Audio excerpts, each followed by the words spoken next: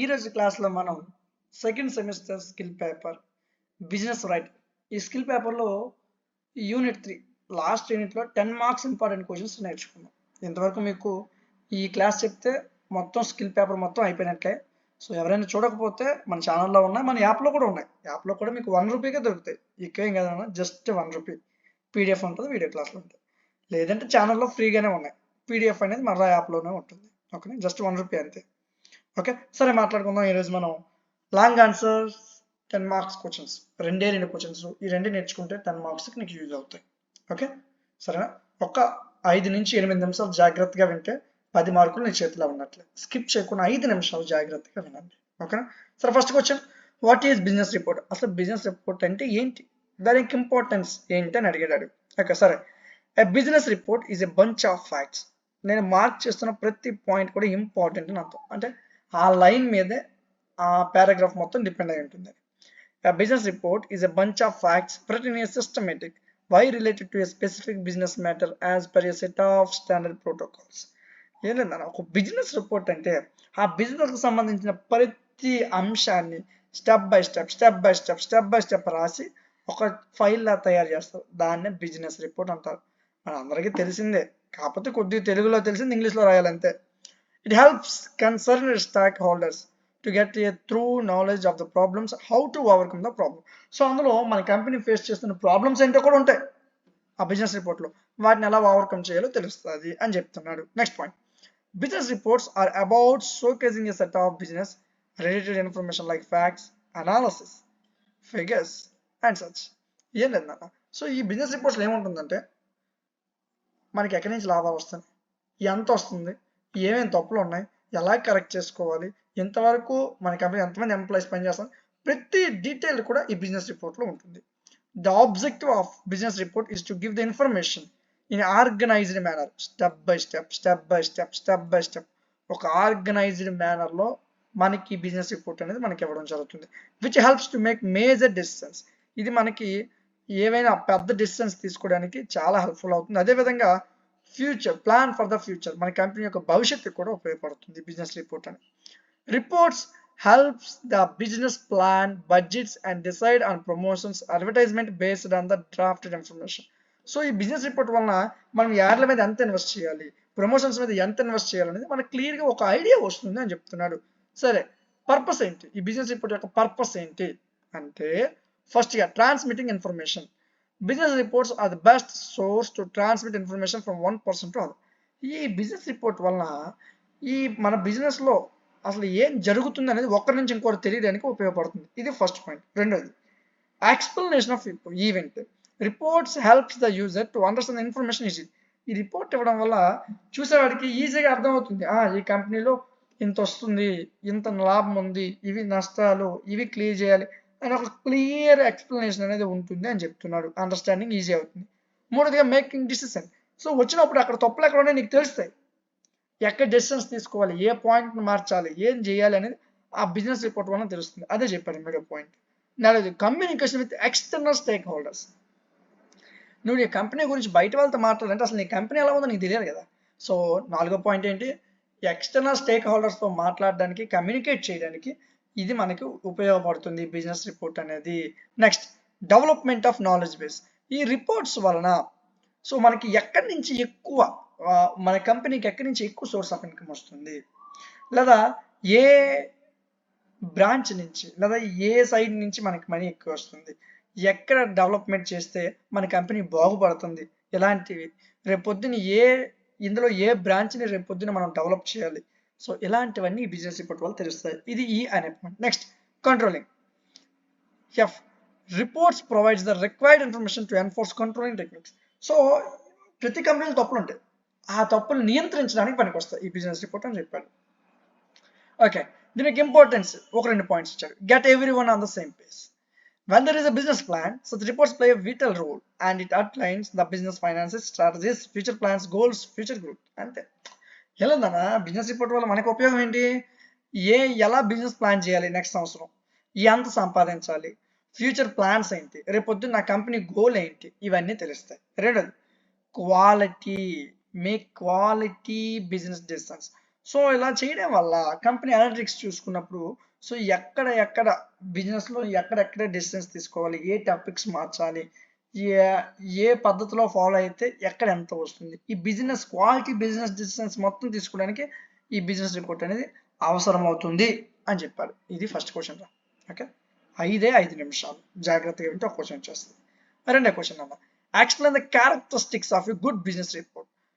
నువ్వు ఇచ్చింది మంచి బిజినెస్ రిపోర్ట్ అవ్వాలంటే దానికి ఉండవలసిన లక్షణాలు ఏంటి అని అడిగాడు. ఫస్ట్ యాక్యురసీ, అంటే ఎగ్జాక్ట్గా ఉండాలి, జెన్యున్గా ఉండాలి, నిజాయితీగా ఉండాలి. అదే ఫస్ట్ పాయింట్ చూసుకో.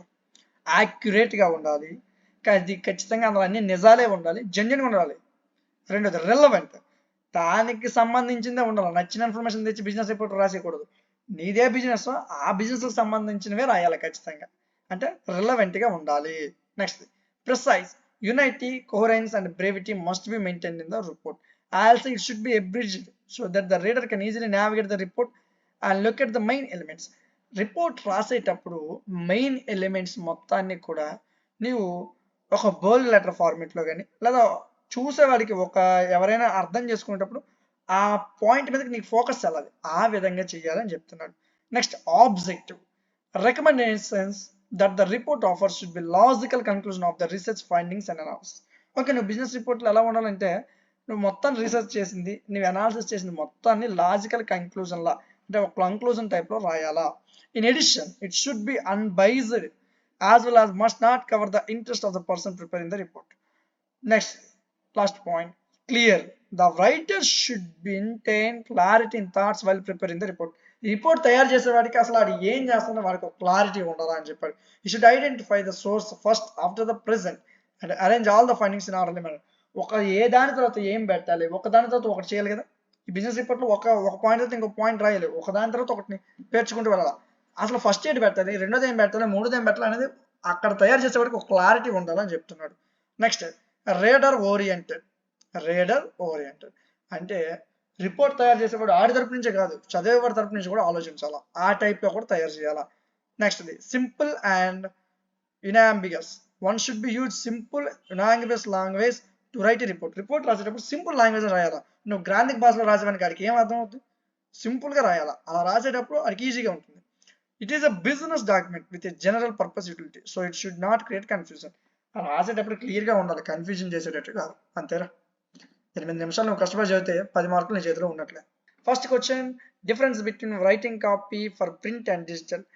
ప్రింట్కి డిజిటల్ మీడియా మధ్యన ఉన్న వ్యత్యాసాన్ని అడుగుతున్నాడు. ఆ రెండింటికి రాసిన రైటింగ్ కాపీలో ఉన్న వ్యత్యాసాలను అడుగుతున్నాడు. ఆన్సర్ చూద్దాం. The difference between writing for print and digital platforms lies in how information is read. ఏం లేదు, వాటి యొక్క డిఫరెన్సెస్ ఏంటి అనేది కిందనే క్లియర్గా మెన్షన్ చేశాడు, మనం చూద్దాం. ఫస్ట్, ఒకవేళ అదే రైటింగ్ కాపీని ప్రింట్కి ఇచ్చామనుకుందాం, reading print is often for leisure, 3 points ఇచ్చాం. Second point, involves less distractions than reading on digital. ఏం లేదురా, సింపుల్. ఇదంతా మనకి ఎందుకు, ఈజీగా చెప్తాను, గుర్తుపెట్టుకో. ఏదైనా బుక్ ఉంది అనుకుందాం, ఒక పుస్తకాన్ని మనం బుక్ చూస్తూ చదివితే ఎంత ఇంటెన్సివ్గా ఉంటుంది, ఫోన్లో చూసుకొని చదివితే అంత ఇంటెన్సివ్గా ఉంటుంది. అంటే ఫోన్లో పీడిఎఫ్ రూపం, ఇప్పుడు క్లాసే ఉంది నాన్న, ఇప్పుడు మనం బుక్స్ ప్రింట్ చేయట్లేదు, మీరు పీడిఎఫ్లన్నీ మన యాప్లోనే వింటున్నారు కదా, యాప్లో పీడిఎఫ్లు ఓపెన్ అవుతున్నాయి కదా మన యాప్లో, అక్కడ చూస్తున్నారు కదా. యాప్లో చూసిన దానికి చేతిలో పుస్తకం పట్టు చూసుకునే తేడా ఉంది కదా, అదే చెప్తున్నాడు. ఒకవేళ మనం ప్రింటింగ్ ఇచ్చిన మెటీరియల్ని కానీ మనం వాడుకున్నట్లయితే, సెకండ్ పాయింట్ అబ్జర్వ్ చేయండి, లెస్ డిస్ట్రాక్షన్. నువ్వు ఫోన్ పట్టుకుని పీడిఎఫ్ చూస్తావు, అప్పుడే ఏదో ఒక నోటిఫికేషన్ వస్తుంది ఇన్స్టాగ్రామ్ నుంచి, ఇన్స్టాలోకి వెళ్ళిపోతావు కదా, అంటే డిస్ట్రాక్ట్ అవుతున్నావు. అదే నువ్వు బుక్ పట్టుకొని చదువుతున్నావు, అప్పుడు డిస్ట్రాక్ట్ అవ్వడానికి అవకాశం లేదని చెప్తున్నాడు. Third point, copy flows a linear format from the top of the bottom. నువ్వు ఏదైనా ఒక పుస్తకం చదివేటప్పుడు మీద నుంచి కింద వరకు చదువుతావు. అదే డిజిటల్ అనుకో, ఒక పీడిఎఫ్ ఇచ్చాను అనుకో, నచ్చినట్లు చదువుతావు. అదే పుస్తకం అనుకో, ఒక పేజీ తర్వాత ఒక పేజీ చదవడానికి ఇష్టపడతాం అని చెప్తున్నాడు. సరే, ఇప్పుడు డిజిటల్ ప్లాట్ఫామ్స్ ఎలా ఉన్నాయని చూద్దాం. సో ఇందులో కూడా మనకి 3 పాయింట్స్ ఇచ్చాడు. First point, is often a task driven activity, instructions or gathering information. Digital ప్లాట్ఫామ్లో ఏదైనా ఒక సంథింగ్, ఏదైనా పీడిఎఫ్ కానీ ఏదైనా రైటింగ్ కాపీ కానీ నువ్వు చూడాలనుకుంటే కొన్ని ఇన్స్ట్రక్షన్స్ అనేది ఫాలో అవ్వాల్సి వస్తుంది. అదేవిధంగా ఇందులో మనం అలా చూస్తున్నప్పుడు మనకు నోటిఫికేషన్స్ రావచ్చు, ఏదైనా జరగవచ్చు. అలాంటప్పుడు ఏమవుతాం, ఎక్కువగా డిస్ట్రాక్ట్ అవుతాం. అది రెండో point, has many distractions with pictures and moving part. నువ్వు ఈ విధంగా చూస్తున్నప్పుడు పైనుంచి నోటిఫికేషన్, వాట్సాప్ మెసేజ్ వస్తుంది, ఏదైనా వస్తుంది. డిజిటల్లో అంటే నువ్వు ఒక సిస్టంలో చూసుకున్నావు, పైనుంచి నోటిఫికేషన్లు వస్తాయి. ఒక ఫోన్లో చూస్తున్నావు, నోటిఫికేషన్స్ వస్తాయి, అంటే నువ్వు డిస్ట్రాక్ట్ అవ్వడానికి ఎక్కువ అవకాశాలు ఉంటాయి అని చెప్తున్నాడు. Third point, as multiple directions reading format.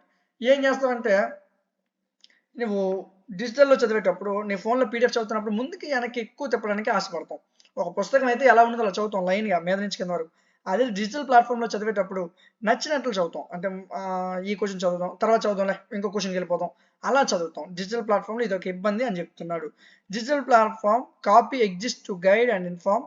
It's a direct line of communication between your platform and your, అంటే నీకు ఆ డిజిటల్ ప్లాట్ఫామ్కి మధ్యన మీ ఇద్దరికి మధ్యనే కనెక్షన్ ఉంటుంది అని చెప్తున్నాడు. దేర్ఫోర్ అదే డిజిటల్ కాపీ అయితే సింపుల్గా ఇన్ఫర్మేషన్ని యూజర్కి అందజేస్తుంది, అర్థమయ్యే పద్ధతిలో, సింపుల్గా యూజర్కి అర్థమయ్యే పద్ధతిలో డెలివరీ చేస్తుంది అని చెప్తున్నాడు. రెండే రెండు, మనందరికీ తెలిసిందే. ఒక పీడిఎఫ్ని ఫోన్లో చదివితే ఎలా చదువుతాం, అదే ఒక పీడిఎఫ్ని ప్రింట్ తీసుకుని జెరాక్స్ కాపీ చదివితే ఎలా చదువుతాం. ఈ రెండింటి మధ్య తేడాలు అడిగాడు. ఒక ప్రింటెడ్ మెటీరియల్, ఒక డిజిటల్ మెటీరియల్, ఈ రెండింటి మధ్యన మనకున్న తేడాలు ఏంటి అని అడిగాడు అంతే. సొంతంగా రాసి వచ్చే క్వశ్చన్. ఓకేనా? సరే, నెక్స్ట్ క్వశ్చన్ చూద్దాం. What are advantages and disadvantages of written communication. మనం ఈ ఒకరి నుంచి ఇంకోళ్ళు మాట్లాడుకోవడానికి రిటన్ కమ్యూనికేషన్ యూజ్ చేసాం అనుకుందాం, అంటే మాటలతో కాకుండా అక్షరాలతో మనం కమ్యూనికేట్ అవుతున్నాం. అలాంటప్పుడు అడ్వాంటేజ్లు ఏంటి, డిసడ్వాంటేజ్లు ఏంటి? First, advantages.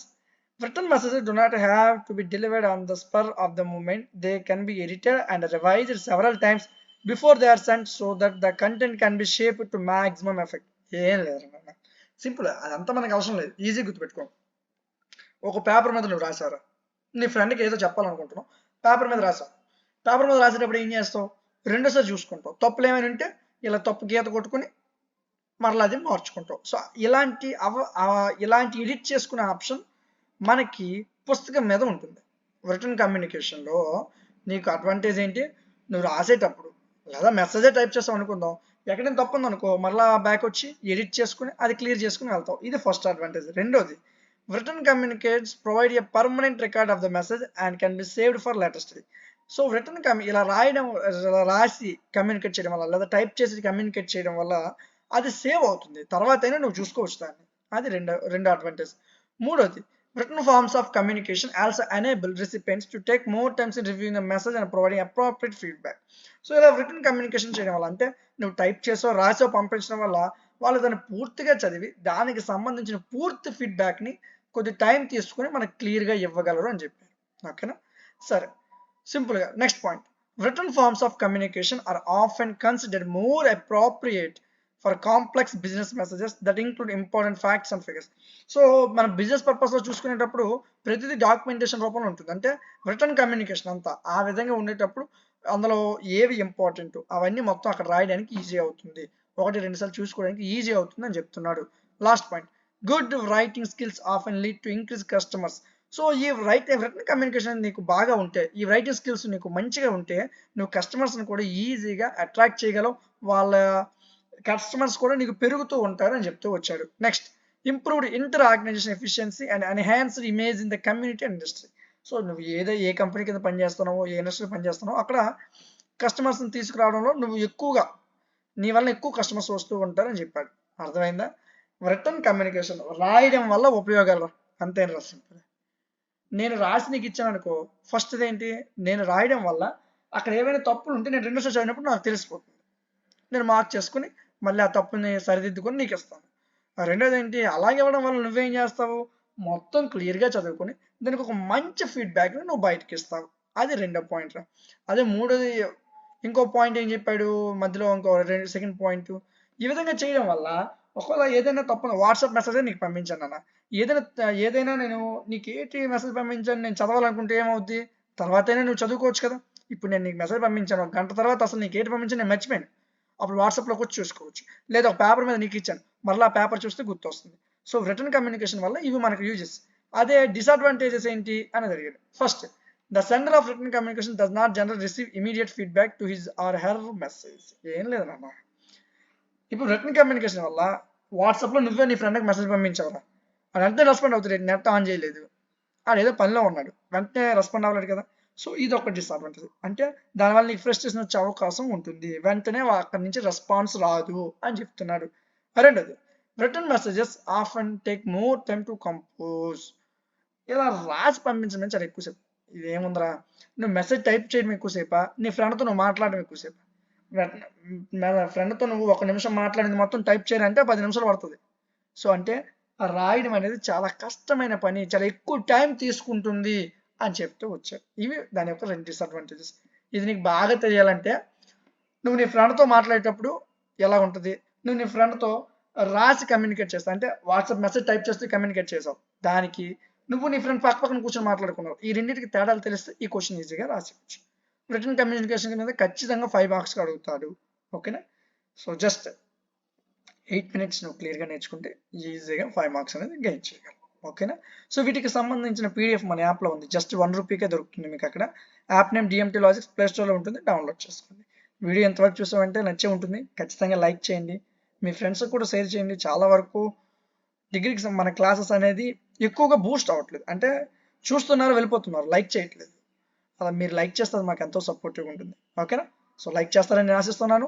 మీకు ఇంకే సబ్జెక్ట్స్ అని కావాలంటే నాకు కామెంట్ సెక్షన్లో తెలియజేయండి. ఇలాంటి మరిన్ని వీడియోస్ మిస్ అవ్వకుండా ఉండడం కోసం మన ఛానల్ని సబ్స్క్రైబ్ చేసుకోండి. Thank you.